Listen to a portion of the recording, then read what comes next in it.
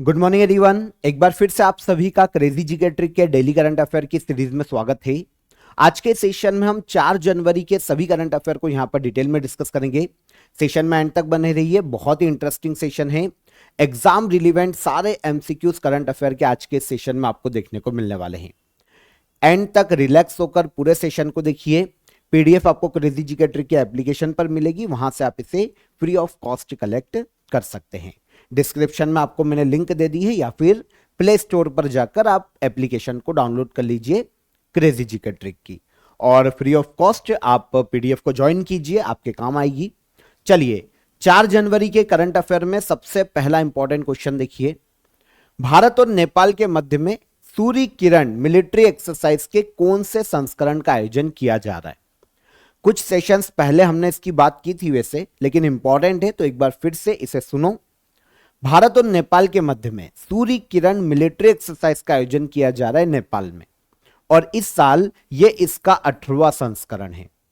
29 दिसंबर को यह शुरू हुआ था और अभी कंटिन्यू है। 18वां संस्करण है, 18th एडिशन है। सूर्य किरण मिलिट्री एक्सरसाइज किन दो देशों के मध्य आयोजित की जाती है? तो यह आयोजित की जाती है इंडिया और नेपाल के मध्य में। 18th एडिशन शुरू हुआ था ये 29 दिसंबर को 2024 में, मंथ के लास्ट में, और 13 जनवरी 2025 तक इसका आयोजन किया जाएगा नेपाल के पर्टिकुलर प्लेस तलझंडी में। नेपाल याद कर लो, काम हो जाएगा। इंडियन आर्मी की ओर से जो हमारी कुमाऊं रेजिमेंट है वो पार्टिसिपेट करने के लिए नेपाल गई हुई है। दोनों देशों के मध्य में सुरक्षा के उद्देश्य से मिलिट्री रिलेशंस को मजबूत करना, जो दोनों देशों के रिलेशन से मिलिट्री के उनको बढ़ावा देना, यह उद्देश्य है, मुख्य उद्देश्य है सूर्य किरण मिलिट्री एक्सरसाइज को आयोजित किए जाने का। 2024 के एंड में शुरू हुआ, 2025 में 13 जनवरी तक कंटिन्यू रहेगा। यह 18th एडिशन है। कौन सा? 18th। सबसे पहली बार इसकी शुरुआत की गई थी 2011 में, और पहला एडिशन आयोजित किया गया था भारत के मिजोरम में। लास्ट ईयर जो 17वां सूर्य किरण मिलिट्री एक्सरसाइज का आयोजन किया गया था वो उत्तराखंड के पिथौरागढ़ में आयोजित हुआ था, नवंबर दिसंबर 2023 में। टर्न बाय टर्न दोनों देशों में आयोजित किया जाता है, इंडिया और नेपाल में, सूर्य किरण मिलिट्री एक्सरसाइज। अभी कौन से एडिशन का आयोजन किया जा रहा है? तो यह संस्करण है 18वां संस्करण। आगे, भारत के किस राज्य में देश की पहली तटीय जलचर पक्षी जनगणना शुरू की गई है? तो देश की पहली तटीय जलचर पक्षी जनगणना शुरू की गई है भारत के गुजरात राज्य में। आंसर ए करेक्ट हो जाएगा। जलचर पक्षी जानते हैं क्या होता है? वो जो नदियों के, तालाबों के, झीलों के किनारे आसपास रहते हैं, नदियों में शिकार करते हैं, अपना अधिकतर समय नदियों में बिताते हैं, है ना तैरने में भी निपुण होते हैं, तो ऐसे पक्षी जलचर पक्षी है। तो पहली बार इंडिया में इन पक्षियों की जनगणना की जा रही है। कहां पर? भारत के गुजरात राज्य में। भारत के गुजरात में गुजरात सरकार और इसके अलावा bird conservation society of Gujarat, ये दोनों मिलकर 3 से लेकर 5 जनवरी तक जामनगर में समुद्री राष्ट्रीय उद्यान है और समुद्री सेंचुरी है, मरीन नेशनल पार्क और मरीन सेंचुरी, यहां पर जली पक्षियों की गणना करने वाले। जामनगर के जोड़िया पर्टिकुलर एक प्लेस है, वहां से लेकर द्वारका के ओखा का जो कोस्टल रीजन है वह उस पूरे एरिया को कवर किया जाएगा। देखिए, गुजरात में जो मरीन नेशनल पार्क और मरीन सेंचुरी है, यह भारत की पहली नामित मरीन नेशनल पार्क है, पहला नामित समुद्री राष्ट्रीय उद्यान। जामनगर डिस्ट्रिक्ट में इस एरिया में पर्टिकुलर मरीन नेशनल पार्क और सेंचुरी के एरिया में 300 से ज्यादा प्रवासी पक्षियां, जो पक्षियों की प्रजाति है वो पाई जाती है। उनमें से 50 से ज्यादा तो जलचर पक्षी है। तो पहली बार इंडिया में इनको काउंट किया जा रहा है। मरीन नेशनल पार्क गुजरात में एक संरक्षित क्षेत्र है, समुद्री जैव विविधता और मैंग्रोव इकोसिस्टम के संरक्षण के लिए स्थापित किया गया था, जहां पर पहली बार जलचर पक्षियों का जनगणना की जा रही है गुजरात में।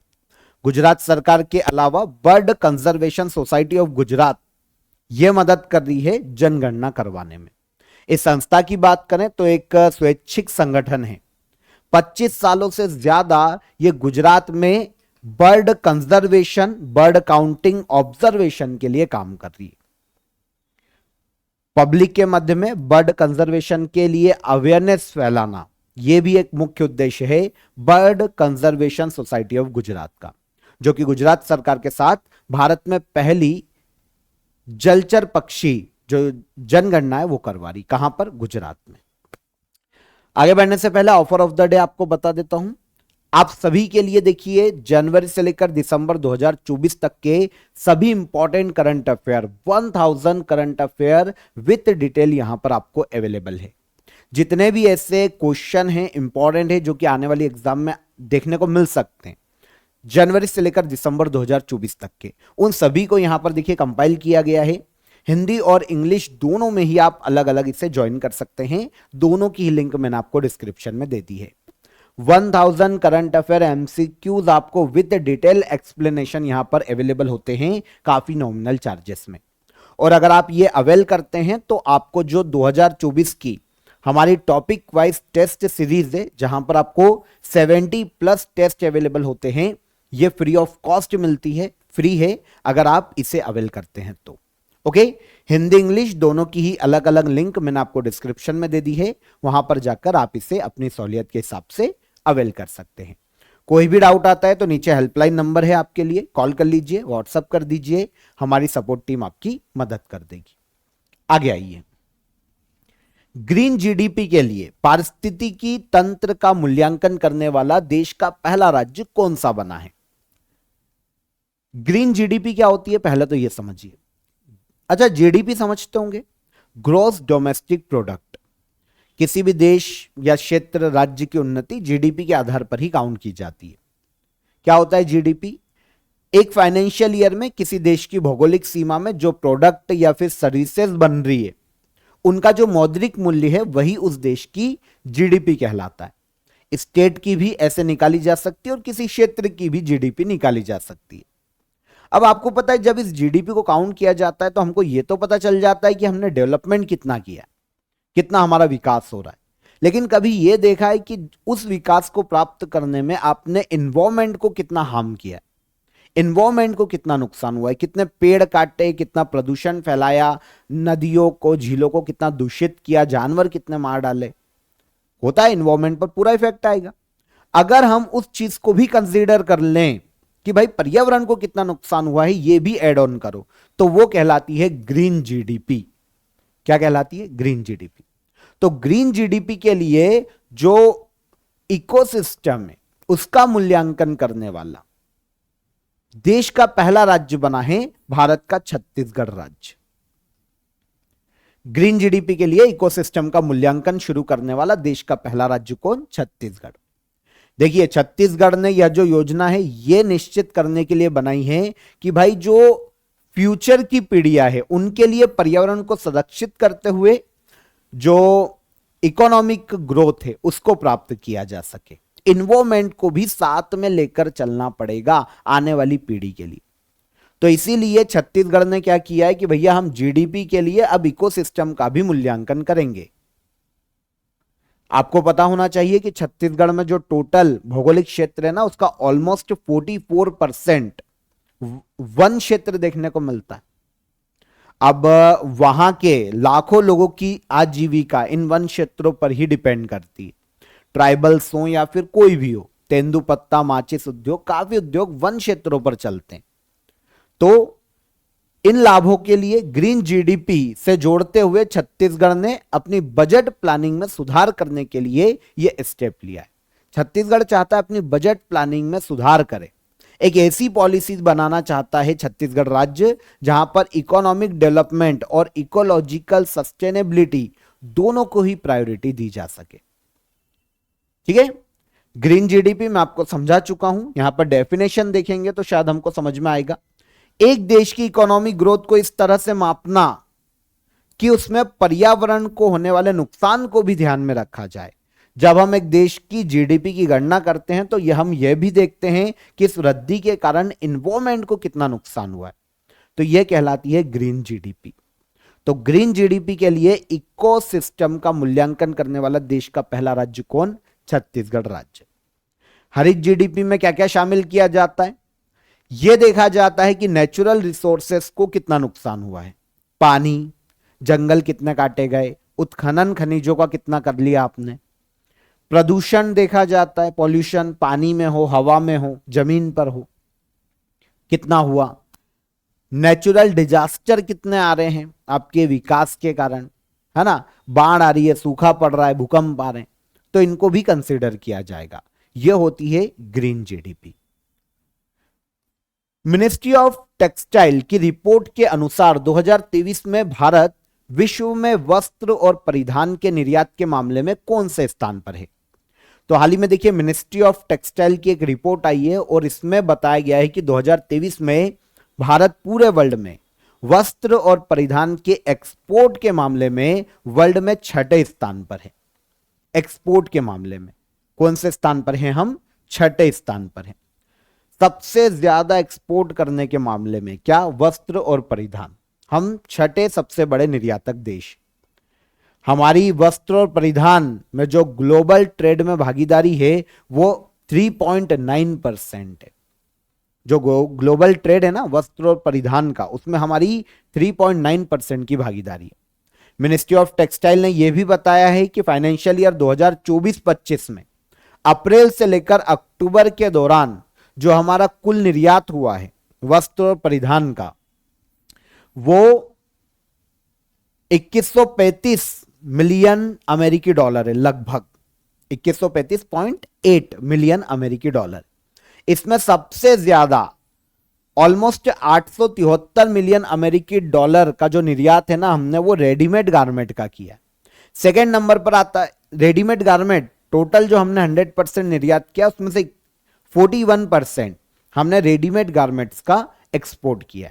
सेकेंड नंबर पर आते हैं सूती वस्त्र। परसेंटेज में अगर हम सूती वस्त्र की बात करते हैं तो दूसरे स्थान पर है। अगर हम यहां पर 33% तक सूती वस्त्र का एक्सपोर्ट करते हैं, 41% किसका करते हैं? रेडीमेड गारमेंट का, 33% सूती वस्त्र, और मानव निर्मित जो वस्त्र होते हैं हैंडीक्राफ्ट उनकी बात करते हैं तो 15% तीसरे नंबर पर। ठीक है, तो ऑल ओवर अगर हम देखते हैं तो हमारी जो एक्सपोर्ट के मामले में, वस्त्र और परिधान एक्सपोर्ट के मामले में जो रैंक है वो 2023 के हिसाब से 6ठी रैंक है। मतलब हम 6ठे सबसे बड़े एक्सपोर्टर हैं। भारत सबसे ज्यादा अपना जो टेक्सटाइल एक्सपोर्ट है वो करता है यूएसए और यूरोपीय यूनियन में 47%। भारत के पीएम नरेंद्र मोदी ने 3 जनवरी को रानी वेलु नचियार की जयंती पर उन्हें श्रद्धांजलि दी है। रानी वेलु नचियार भारत के किस वर्तमान राज्य की रानी है? मतलब अगर हम पर्टिकुलर आज का एरिया देखें तो ये कहां की रानी थी? तो रानी वेलु नचियार की बात करें तो ये भारत के तमिलनाडु की रानी रही है। अंग्रेजों से युद्ध करने वाली, है ना, जो औपनिवेशिक भारत था उसमें अंग्रेजों के खिलाफ युद्ध छेड़ने वाली भारत की पहली रानी माना जाता है रानी वेलु नचियार को। 3 जनवरी को इनके जो जन्म जयंती के उपलक्ष्य में इनको श्रद्धांजलि दी है भारत के पीएम नरेंद्र मोदी ने। देखिए रानी वेलु नचियार 3 जनवरी 1730 को इनका जन्म हुआ था और 25 दिसंबर 1796 में इनकी मृत्यु हुई थी। तमिलनाडु के रामनाथपुरम के रामनाद साम्राज्य की राजकुमारी थी। तमिलनाडु का एक साम्राज्य रहा है रामनाद साम्राज्य, इसकी राजकुमारी थी। और आगे चलकर मुथु वदुगनाथ पेरिया थेवर इनके पति का नाम। ये राजा थे शिवगंगा स्टेट के, शिवगंगा स्टेट के राजा थे। तो इनकी बाद में ये पत्नी बनी, लेकिन अपने पति की मृत्यु के बाद ये शिवगंगा स्टेट की रानी के रूप में गद्दी पर बैठती। ये क्षेत्र भी हमको तमिलनाडु, वर्तमान में भारत के तमिलनाडु क्षेत्र में देखने को मिलता है।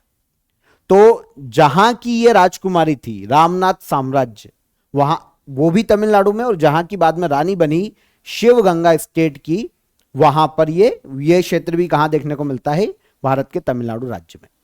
1780 में जब इनके पति की मृत्यु हुई थी, जो कि शिवगंगा स्टेट के राजा थे, तो पति की मृत्यु के बाद ये गद्दी संभालती है और ऑलमोस्ट 10 साल तक 1790 तक ये शासन करती है।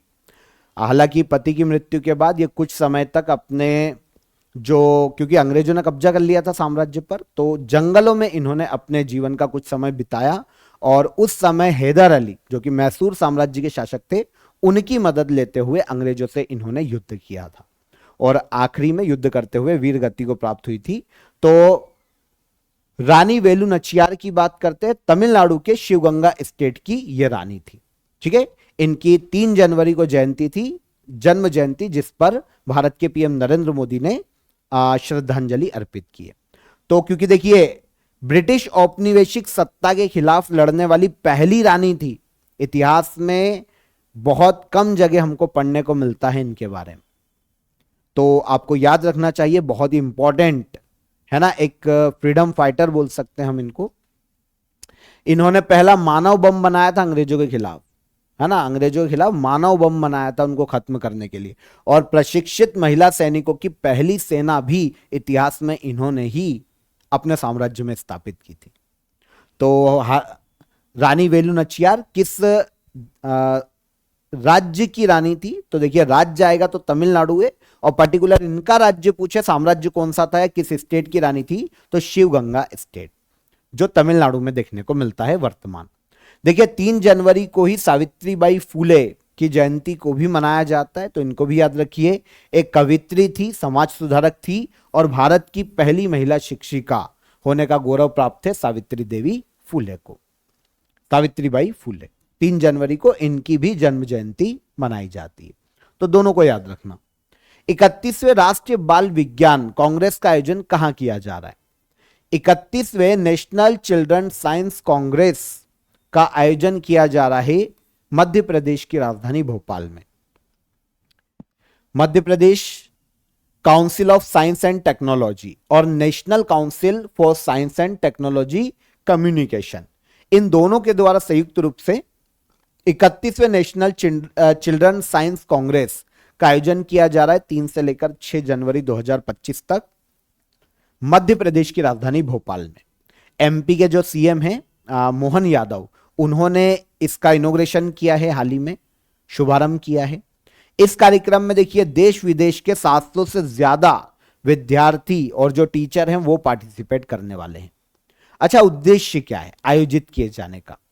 उद्देश्य की बात करते हैं, राष्ट्रीय बाल विज्ञान कांग्रेस की बात करते हैं, तो इंडियन गवर्नमेंट के department of science and technology के तहत संचालित एक मंच है। 10 से लेकर 17 वर्ष तक के जो बच्चे हैं उनमें वैज्ञानिक दृष्टिकोण को बढ़ावा देना, इनोवेशन को बढ़ावा देना, नवाचार को बढ़ावा देना, है ना, साइंस के प्रति उनका इंटरेस्ट जगाना मुख्य उद्देश्य राष्ट्रीय बाल विज्ञान कांग्रेस को आयोजित किए जाने का।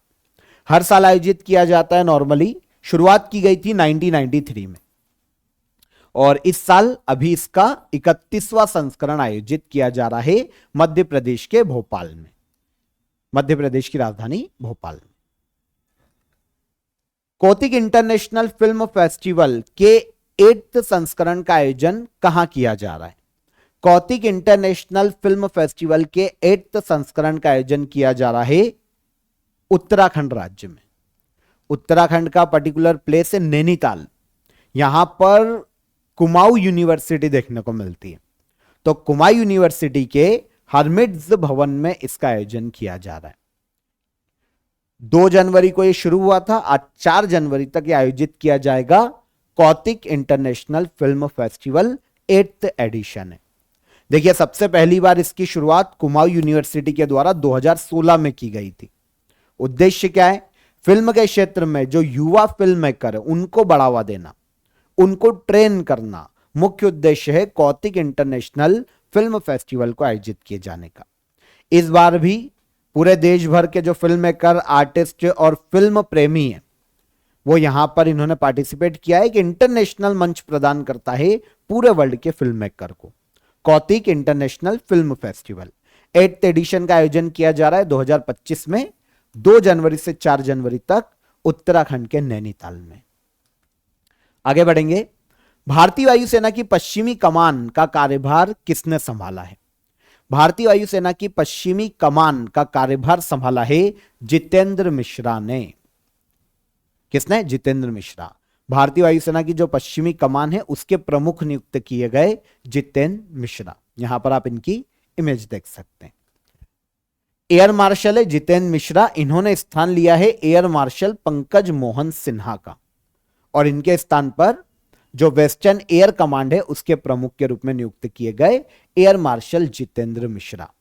आज जितेंद्र मिश्रा की बात करें तो देखिए 1986 में इंडियन एयरफोर्स में फाइटर पायलट के रूप में ये पहली बार अपॉइंट हुए थे, और अब वेस्टर्न एयर कमांड का जिम्मेदारी सौंपी गई है, प्रमुख नियुक्त किया गया है एयर मार्शल जितेंद्र मिश्रा को। यहां पर वेस्टर्न एयर कमांड की बात करते हैं तो इंडियन एयरफोर्स का एक क्षेत्रीय कमांड है, हेडक्वार्टर देखने को मिलता है नई दिल्ली में। सबसे बड़ी और सबसे महत्वपूर्ण वायु कमान के रूप में देखा जाता है वेस्टर्न एयर कमांड को। 16 एयरफोर्स जो बेस हैं वो शामिल है वेस्टर्न एयर कमांड में, और लद्दाख से लेकर पंजाब, राजस्थान, है ना, इन पूरे क्षेत्रों में, हिमाचल प्रदेश हुआ, हरियाणा हुआ, इन पूरे क्षेत्रों में जो एयर, जो हमारी सुरक्षा है, सिक्योरिटी है, उसकी जिम्मेदारी वेस्टर्न एयर कमांड को सौंपी गई है। इसकी स्थापना 1947 में एक ऑपरेशनल ग्रुप के रूप में की गई थी, और फाइनली ऑफिशियली इसको मान्यता दी गई 1949 में, लेकिन एक ऑपरेशनल ग्रुप के रूप में इसकी स्थापना वेस्टर्न एयर कमांड की 1947 में की जा चुकी है। अब इसके प्रमुख के रूप में कौन अपॉइंट हुए? Air marshal Jitendra Mishra. आगे आएंगे, भोपाल गैस त्रासदी के 40 साल बाद यूनियन कार्बाइड के जहरीले जो कचरा है उसका निपटान किया जा रहा है। भोपाल गैस त्रासदी या कांड किस वर्ष हुआ था? तो देखिए, भोपाल गैस त्रासदी, यूनियन कार्बाइड एक कंपनी है भोपाल में, 2-3 दिसंबर 1984, इस दिन क्या हुआ था कि इस यूनियन कार्बाइड के प्लांट में एक गैस का रिसाव हुआ था, MIC, मिथाइल आइसोसाइनेट। जब ये गैस रात में रिसी ना, तो जहरीली गैस थी। पूरे भोपाल में इस क्षेत्र के इर्द गिर्द 5000 से ज्यादा लोगों की मृत्यु हुई थी। औद्योगिक इतिहास में सबसे बड़ी आपदा के रूप में इसे देखा जाता है। चेरनोबिल भी एक हादसा ऐसा ही था, पर इंडिया की बात करते तो भोपाल में यह बहुत बड़ा हादसा था औद्योगिक यूनिट में।